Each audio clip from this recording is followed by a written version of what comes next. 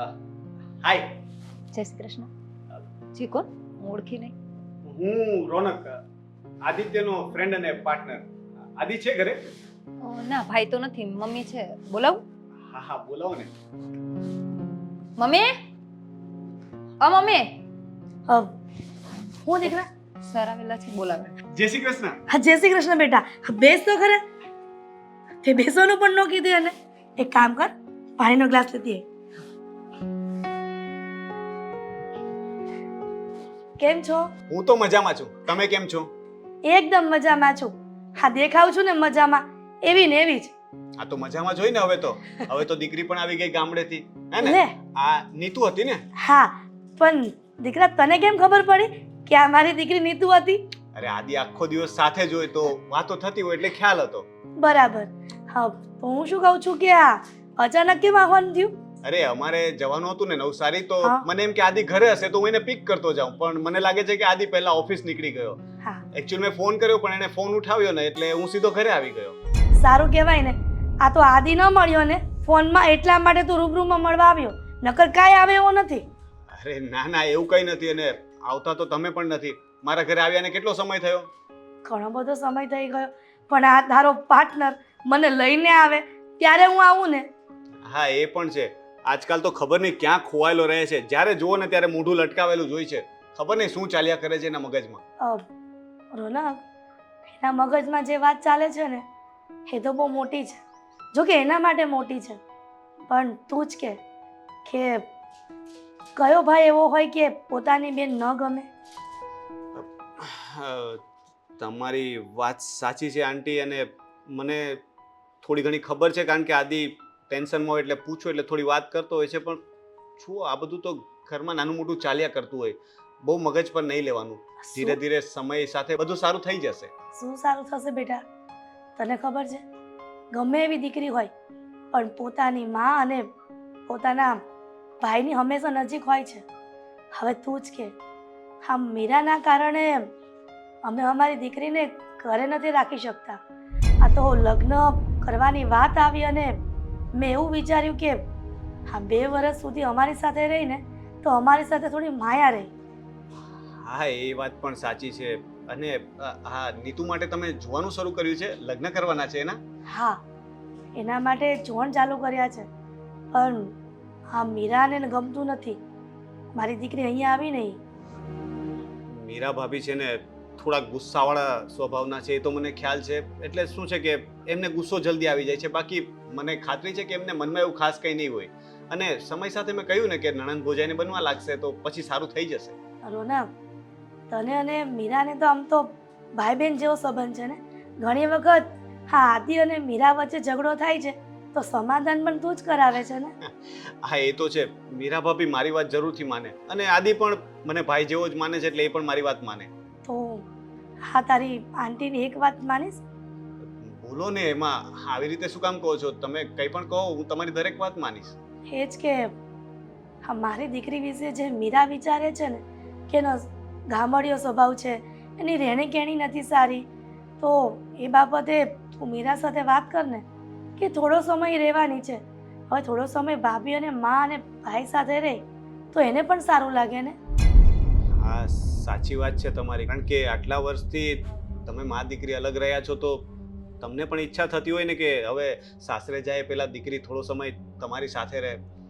એ જ વાત તો સાચી છે. અને હું તો શું કહું છું કે એના માટે છોકરો પણ છે ને અહીંયા આપણા શહેરમાં જ શોધજો. એટલે શું છે કે નજરની સામે રહેશે ને તો એ બહાને તમે જે આટલા વર્ષ દૂર રહ્યા છો ને એનું સાટું વળી જાય. હા દીકરા, એવું જ વિચારું છું. પણ આદિ જો ને, આદિ કહેતો હતો થોડા સમય પહેલા કે નીતુ માટે છોકરો શોધો ને તો ગામડાનો શોધજો, કેમ કે એની રહેણી કહેણી અને બોલી બંને ગામડિયન છે.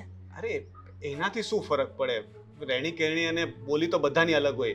આપણામાં કહેવાય છે ને કે 12 ગામે બોલી બદલાય, બરાબર છે? તો અહીંયાથી થોડા દૂર જશું તો પણ લેંગ્વેજ ચેન્જ થવાની છે. સરવાળે તો બે માણસના મન મળે, એ મહત્વનું છે ને. હા, તું સમજે છે ને દીકરા. હા, જેટલી તારામાં સમજણ છે, જો એટલી ને એટલી મારા દીકરા આદિ અને બહુ મીરામાં હોત ને તો મારી દીકરી આજે આટલી બધી દુઃખનો અનુભવ ન કરત. જો તમે છે ને આટલા બધા નિરાશ ન થાવ, હું મીરા ભાભી સાથે વાત કરીશ અને આદિને તો હું સમજાવતો જઉં છું કે આ બધી વસ્તુને કઈ રીતના હેન્ડલ કરવી. છતાં પણ જો એવું લાગશે તો હું ભાભી સાથે વાત કરીને એમને સમજાવવાની કોશિશ કરીશ અને મને ખાતરી છે કે એ જરૂર માની જશે. અને મને પણ ખાતરી છે કે મારી વહુને તું સમજાવે પાર કરીશ કે એની નણંદને પોતાની સગી બેનની જેમ રાખે. હા એ તો ઠીક છે, પણ હવે હું આટલા સમય પછી ઘરે આવ્યો છું તો કઈ ચા પાણી નાસ્તો શરબત કંઈક તો પીવડાવો હવે. હા હવે વાતમાં એટલા બધા ઉલઝાઈ ગયા ને કે ભૂલાઈ જ ગયું. હા બેટા નીતુ, આ મહેમાન માટે ચા નાસ્તો લઈ આવજે. આવે છે. અને હા, અને આમ જો સાંજે વહેલા પાછા આવજો, પાછા ગમે ના મીટિંગમાં જાવ તો. વહેલા તો પાછા આવી જાઉં, પણ તમે પહેલા મને પ્રોમિસ કરો કે ઘરે મારા માટે જમવાનું બનાવીને રાખશો. તો શું છે કે મને આવવાની થોડી ઉતાવળ રહે. મને ફોન કરીને કહી દેજે ને કે તને શું વાનગી ભાવે છે, એ પ્રમાણે હું બનાવી દઈશ. તમને ખબર નથી કે મને શું ભાવે છે? તમારા હાથનો ઓળો ને રોટલો, એનાથી વધારે બીજું શું જોઈએ? સારું, ત્યારે હું સાંજે એ વસ્તુ બનાવીને રાખીશ, પણ તમે પાછા વહેલા આવજો બેય. હા આવી જઈશ ને, કેમ નહીં.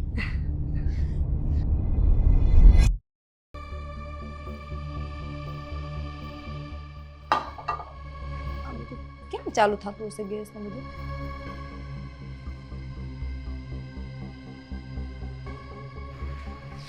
બધું કઈ ખ્યાલ નથી, કઈ રીતે રાખું બધું. ટ્રાય તો કરું. ઓય, કે શું કરે છે તું? અરે ભાભી, હું તો ગેસ ચાલુ કરતી હતી. ગેસ ચાલુ કરતી હતી? બુદ્ધિ વગરની છે. આ ચાલુ રહી જશે ને તો આખું ઘર સળગશે.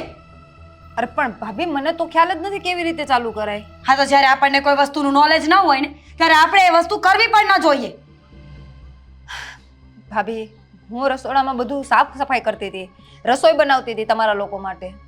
જરૂર નથી, કારણ કે તારા હાથની રસોઈ મને ભાવશે નહીં. અને આમ પણ આ બાજરા રોટલા અમારા ઘરમાં કોઈ નથી ખાતું. કેમ ભાભી, મને રસોઈ બનાવતા નથી આવડતી? હવે તો તને ખબર હોય ને કે તને રસોઈ બનાવતા આવડે છે કે નથી આવડતી. અરે ભાભી, હું તો બહુ મસ્ત રસોઈ બનાવું છું અને હું ઘરે પણ બધા માટે બનાવતી હતી, તો અહીંયા પણ હું તમારા લોકો માટે બધા માટે બનાવતી હતી. અચ્છા, તું મસ્ત રસોઈ બનાવે છે? હા. કોણે કહ્યું? બધાને પૂછી જોઉં તમે, હું બધા માટે રસોઈ બનાવું છું ને બહુ મસ્ત બનાવું છું. એ તો છે ને, આ તમે ગામડાવાળા લોકોને આદત હોય, ચટણી હળદર અને મીઠું નાખીને વઘારી નાખીએ ને એને શાક ન કહેવાય. કોઈ અલગ જાતના મસાલા નાખવા પડે, સારો વઘાર કરવો પડે. હવે આ બધું તને ખબર પડતી હોત તો તું અહીંયા થોડી આવી હોત. ભાભી, આ તો હું તમને ગમતી નથી ને એટલે તમને એવું લાગે છે. એકવાર મને મોકો તો આપો. કઈ વાતનો મોકો આપો? એ વાતનો મોકો કે તું આ ગેસ ચાલુ મૂકી અને દિવાસળી સળગાવે, મારા આખા ઘરને સળગાવી નાખે, અને રસોઈ બનાવવા આપું તો કરિયાણાનું, દૂધનું, છાશનું, ઘીનું બધાનો વેસ્ટ કરી નાખે. ના ભાભી, એવું નથી, એવું કશું ન થાત. સાચું કહું, તું એક કામ કર, તું ગામડે પાછી જતી રહે. તારા જેવા બુદ્ધિ વગરના લોકો માટે અહીંયા કોઈ જગ્યા નથી. અરે ભાભી, તમે મને સમજવાની કોશિશ તો કરો. શું સમજુ તને? હા, તું મને સમજ કે મને ગામડાના લોકો સાથે રહેવાની આદત નથી. બીજી વસ્તુ કે તું જ્યારથી આ ઘરમાં આવી છે ને ત્યારથી મારા ઘરમાં ઝઘડાઓ થાય છે. આ આદિ છે ને એણે મારા પર ક્યારે હાથ નહોતો ઉપાડ્યો, પણ જ્યારથી તું આ ઘરમાં આવી છે ને ત્યારથી હું માર ખાઉં છું. આદિભાઈ તમને માર્યો? હા, મને મારી. મજા આવતી હશે ને કે વાવ, હું આ ઘરમાં આવી એટલે જો મારું રાજ ચાલે છે, મારો ભાઈ મારા ભાભીને મારે છે. તમે કહેતા હોય તો હું આદિભાઈ સાથે વાત કરું. હા, જા તારા ભાઈને ચાવી ચડાવ કે ભાભી તો મને હેરાન કરે છે, ભાભી તો મને આમ કરે છે, તેમ કરે છે, એટલે તારો ભાઈ ફરી મને મારે ને. અરે ભાભી, એવું નથી. હું તમે કહું તો હું આદિભાઈ સાથે વાત કરું કે તમે શું કામ ભાભી ઉપર હાથ ઉપાડ્યો? કહ્યું તો ખરા, એનું કારણ તું છે. તું જો આ ઘરમાં શાંતિ ઈચ્છતી હોય ને તો મહેરબાની કરીને જ્યાંથી આવી છે ને ત્યાં પાછી જતી રહે. ભાભી, જો તમને એવું લાગતું હોય ને કે હું આ ઘરમાં એક બોજ બનીને આવી છું તો કાંઈ વાંધો નહીં. મારી માને મારા પ્રત્યે લાગણી છે તો બસ થોડા દિવસ તો મને એમની સાથે રહેવા દો, પછી હું ગામડે જતી રહીશ. પાક્કું? પાક્કું. જો 2-4 દિવસમાં તારે જેટલો પ્રેમ જતાવવું હોય ને એટલો તારી મા સાથે જતાવી લેજે. પછી તારે અહીંયાથી જવાનું છે, ફાઇનલ છે. ઓકે? હા ભાભી. અને હવે કંઈ કામ ના કરતી, મહેરબાની તારી.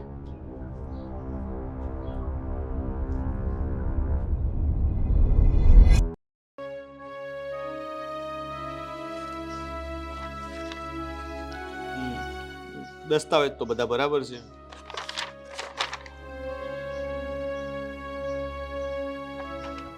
ઓ ભાઈ ઓ, આ 1 કલાકથી અહીંયા બેઠો છે, 4 શબ્દ નહીં બોલ્યો હોય તું. શું વાત છે? ઘરનું ટેન્શન? હા એ જ. આ નીતુ જ્યારથી ઘરમાં આવી છે ને ત્યારથી ઘરમાં બધું ઠીક નથી ચાલી રહ્યું. હજી પણ બધું એવું ને એવું જ ચાલે છે? હા,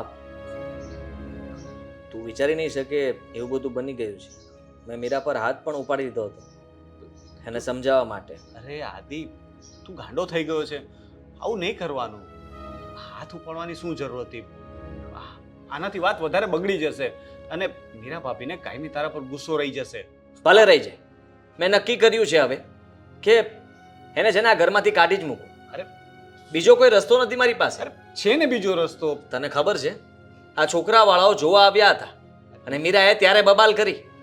હા, એ લોકો સાંભળે એવી રીતે બોલતી હતી કે આ ગમારને જોવા આવ્યા છે, ખબર નહીં કેટલા દિવસ ઘરમાં સાચવશે.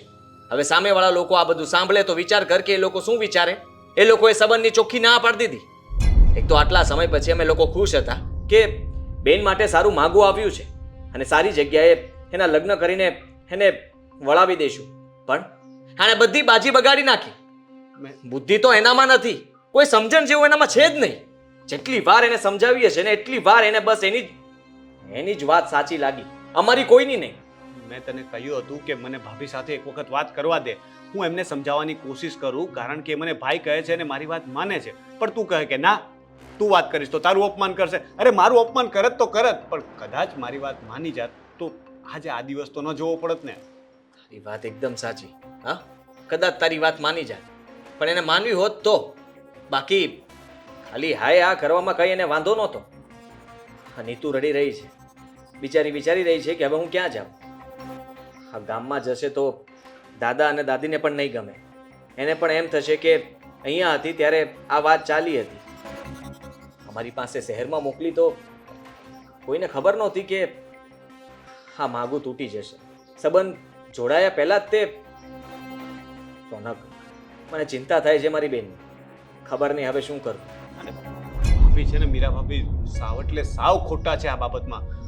હું નીતુને 2-3 વખત મળ્યો અને મેં જોયું કે એનો સ્વભાવ બહુ જ સારો છે.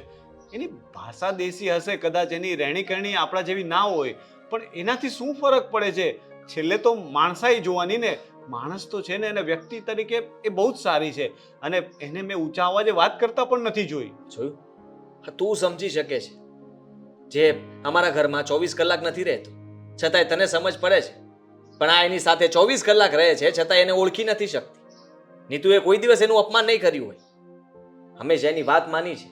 છતાંય તે ખબર નહીં કેમ આ ઈચ્છે છે કે નીતુ આ ઘરમાંથી જવી જોઈએ, ઘરમાં ન રહેવી જોઈએ. અરે મારી બેન છે, આટલા વર્ષો પછી અહીંયા આવી છે અને હજી પણ એને હું બહાર કાઢી મૂકું? ચાલી જશે નીતુ, ઘરમાંથી ચાલી જશે પછી તો બધા પ્રોબ્લેમ સોલ્વ થઈ જશે ને. કેવી વાત કરે છે તું? એવું કહેવા માંગે છે કે હું બેનને ફરીથી કહી દઉં કે જા જતી રહી અહીંયાથી? અરે કેવી વાત કરે છે! હું કોઈ દિવસ આવી સલાહ આપું? તું મને ઓળખતો નથી. હું આવું ક્યારે કહેતો હોઈશ? હું કહું છું કે જો લગ્ન થઈ જાય અને એના સાસરે ચાલી જાય પછી તો કોઈ ટેન્શન નથી ને. હા, પણ છોકરો ક્યાં ગોતવા જવાનો? હા લોકો છે જ એવા.